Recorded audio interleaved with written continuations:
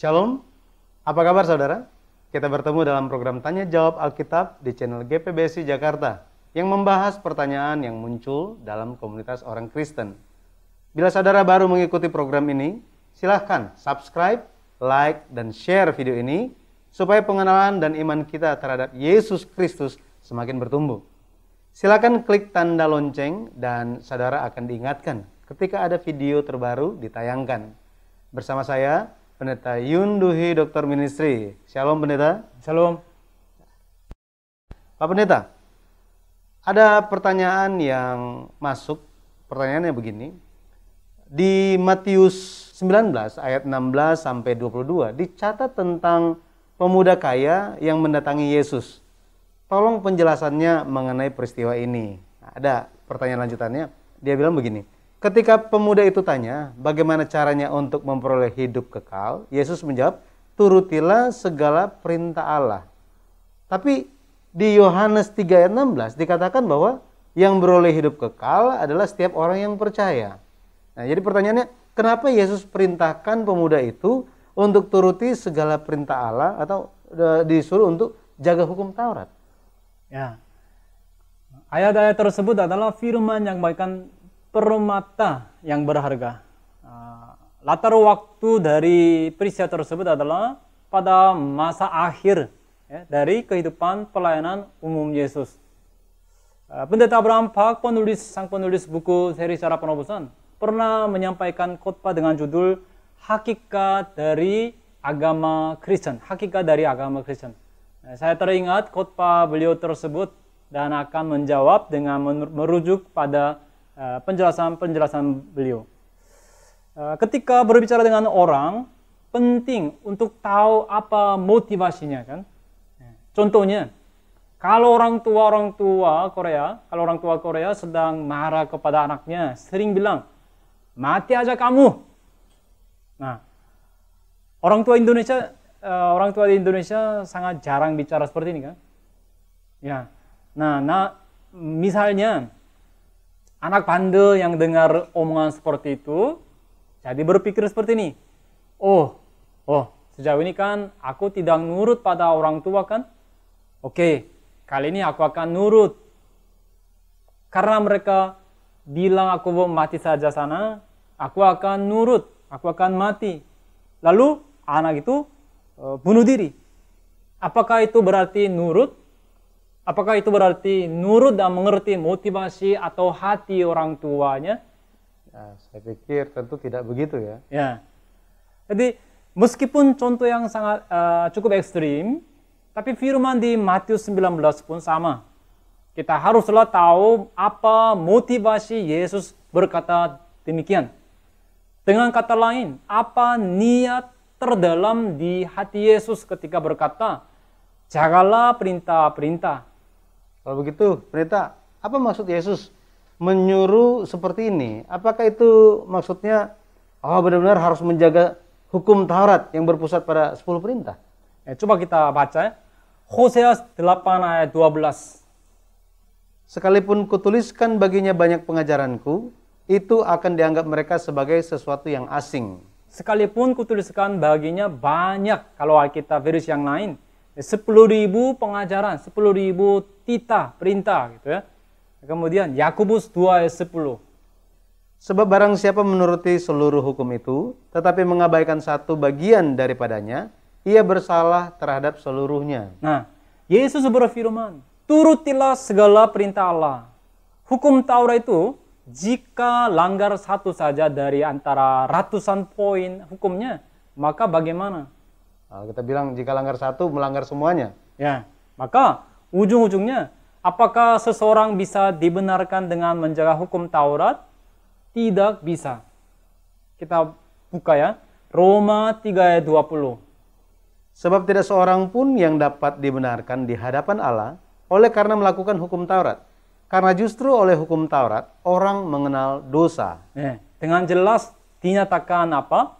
Bisa atau tidak? Tidak bisa. Ya. Tidak bisa. Jadi, pada akhirnya, apa motivasi Allah dalam memberikan hukum Taurat? Apakah Tuhan berikan untuk dijaga? tentu ya harus dijaga, harus jaga. Tapi dibandingkan itu, kita harus sadar maksud dan tujuan Allah memberikan hukum Taurat. Kita akan lihat beberapa ayat, Roma 7 ayat 7. Jika demikian, apakah yang hendak kita katakan? Apakah hukum Taurat itu dosa? Sekali-kali tidak.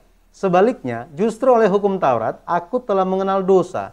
Karena aku juga tidak tahu apa itu keinginan. Kalau hukum Taurat tidak mengatakan, jangan mengingini. Ya, selanjutnya ayat 9. Ayat 9. Dahulu aku hidup tanpa hukum Taurat, akan tetapi sesudah datang perintah itu, dosa mulai hidup. Ya, berikutnya Roma 3 ayat 20. Sebab tidak seorang pun yang dapat dibenarkan di hadapan Allah oleh karena melakukan hukum Taurat. Karena justru oleh hukum Taurat orang mengenal dosa. Ya. Jadi tujuan Allah memberikan hukum Taurat adalah membuat manusia mengenal dosa dari sebelumnya tidak tahu dosa itu apa. Tapi pendeta, kalau itu adalah tujuan Allah memberikan hukum Taurat, kenapa kepada pemuda kaya ini, ya, yang kaya, Yesus suruh turutilah hukum Taurat? Ya, karena dari pertanyaan pemuda itu sendiri sudah salah. Kenapa pertanyaan pemuda itu sudah salah, pendeta? Ketika pemuda itu sampai kepada Yesus, apa yang dia katakan di awal? Coba ya, Matius 19 ayat 16. Ada seorang datang kepada Yesus dan berkata, Guru, perbuatan baik apakah yang harus kuperbuat untuk memperoleh hidup yang kekal? Ya, pemuda tersebut menyangka bahwa hidup kekal itu adalah sesuatu yang bisa didapat dengan perbuatan. Perbuatan. Nah, ia berpikir, apa yang aku harus lakukan untuk memperoleh hidup kekal? Yaitu ia pikir untuk dapat hidup kekal, ia harus menjaga hukum Taurat dengan baik. Tentu bukannya berarti perbuatan itu tidak perlu atau kita boleh mengabaikan hukum Taurat. Ya. Alkitab jelas berkata bahwa iman yang tidak disertai dengan perbuatan adalah iman yang mati ya. Dengan iman kita beroleh keselamatan. Dan iman ini tidak bisa dipisahkan dari perbuatan. Tapi dibandingkan dengan perbuatan, yaitu apa yang aku lakukan, ada yang harus lebih kita dahulukan. Itu adalah iman. Ya, pendeta. Jadi pemuda ini salah paham tentang hal memperoleh hidup kekal. Tapi sebelum kita lanjut, pendeta, ada beberapa ayat tadi yang pendeta referensikan, yang tadi dibaca. Dikatakan bahwa lewat hukum Taurat manusia jadi mengenal dosa. Nah, pertanyaannya setelah tahu apa itu dosa, kenal dosa, apa yang harus dilakukan? Ya, setelah menyadari dosa, pengakuan apa yang akan keluar? Tentu akan keluar pengakuan, aku adalah orang berdosa, aku manusia celaka. Coba kita buka Roma 7 ayat 18. Sebab aku tahu bahwa di dalam aku, yaitu di dalam aku sebagai manusia, tidak ada sesuatu yang baik. Sebab kehendak memang ada di dalam aku, tetapi bukan hal berbuat apa yang baik. Ya. Filipi 3 ayat 6 juga. Filipi 3 ayat 6. Tentang kegiatan aku penganiaya jemaat, tentang kebenaran dalam mentaati hukum Taurat, aku tidak bercacat. Paulus pun mengakui bahwa padanya tidak ada sesuatu apapun yang baik. Roma 7 ayat 24. Aku manusia celaka. Siapakah yang akan melepaskan aku dari tubuh maut ini? Ya, lalu setelah itu di pasal 8-nya situasinya berubah. Coba pasal 8 ayat 1. Demikianlah sekarang tidak ada penghukuman bagi mereka yang ada di dalam Kristus Yesus. Jadi hukum Taurat menyadarkan orang-orang tentang dosa dan memperkenalkan tentang Yesus. Atau membuat orang-orang datang kepada Yesus. Kita pastikan coba Galatia 3 ayat 24. Jadi hukum Taurat adalah penuntun bagi kita sampai Kristus datang. Supaya kita dibenarkan karena iman. Ya, di sini penuntun bagi kita kepada Kristus datang atau penuntun kita kepada Kristus. Ya, bisa diterjemahkan seperti itu. Jadi ujung-ujungnya turutilah segala perintah. Artinya apa? Artinya sadarlah bahwa dirimu adalah orang berdosa. Lebih lagi, itu berarti percayalah pada sosok yang ditunjuk oleh hukum Taurat. Sosok yang diperkenalkan oleh hukum Taurat. Baik, Pendeta. Jadi setelah mengenal dosa, bukannya pasrah begitu saja, tapi orang-orang harus menantikan dan datang kepada Yesus yang ditunjukkan oleh hukum Taurat, ya. Betul. Nah, lalu satu hal lagi yang menarik untuk dibahas, Pendeta.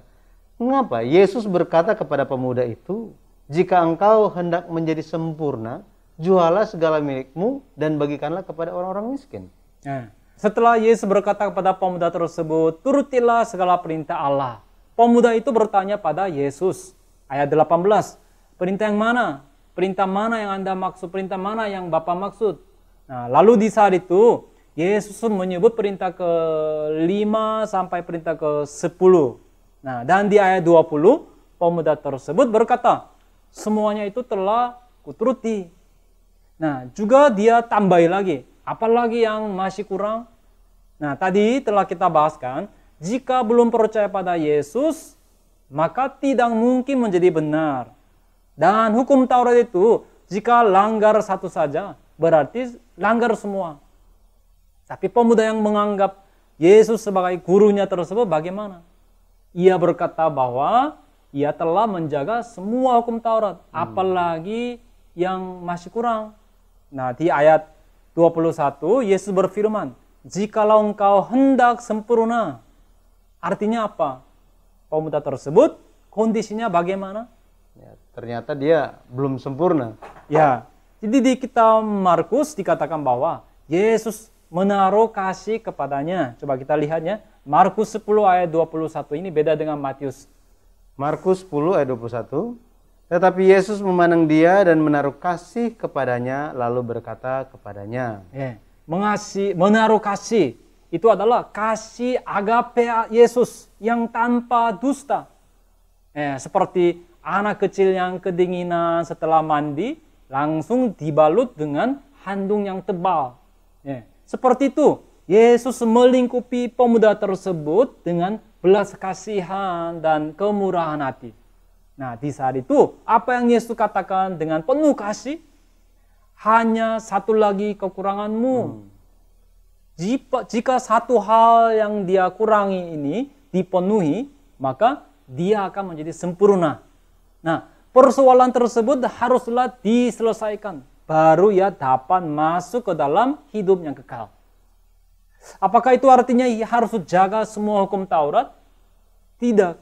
Tidak ada seorang pun yang dapat memperoleh keselamatan dengan kebenaran dirinya.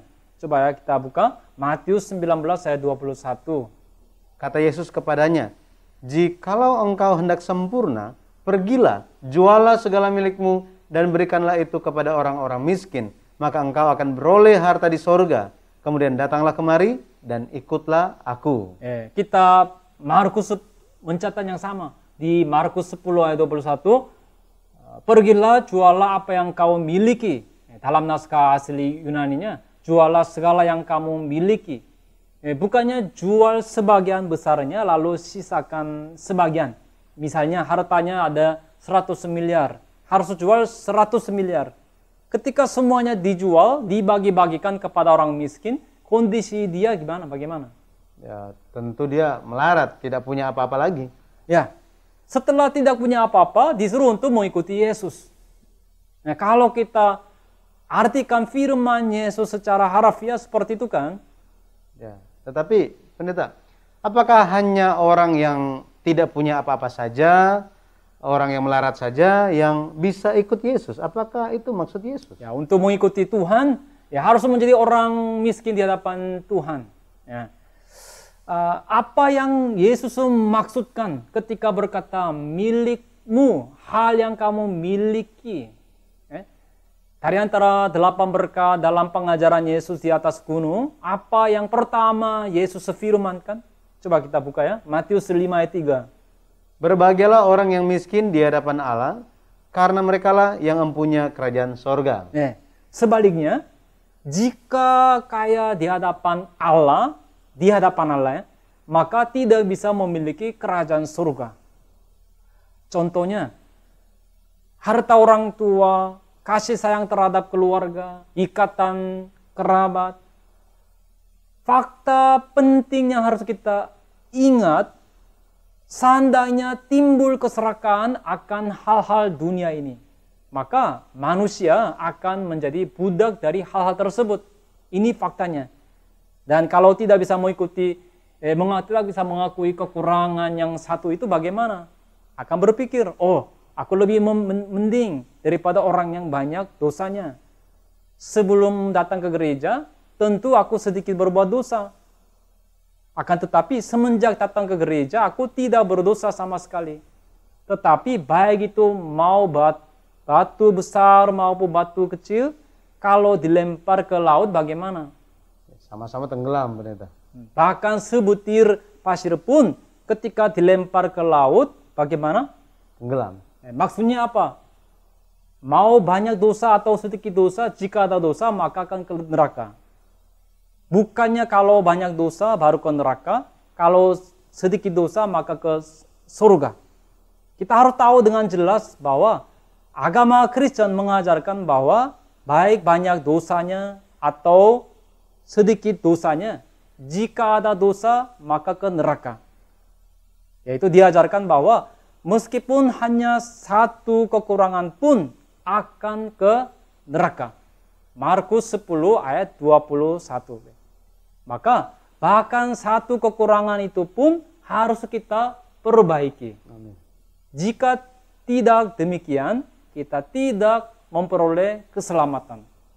Maka kita menjabarkan tentang daftar orang-orang yang ke neraka.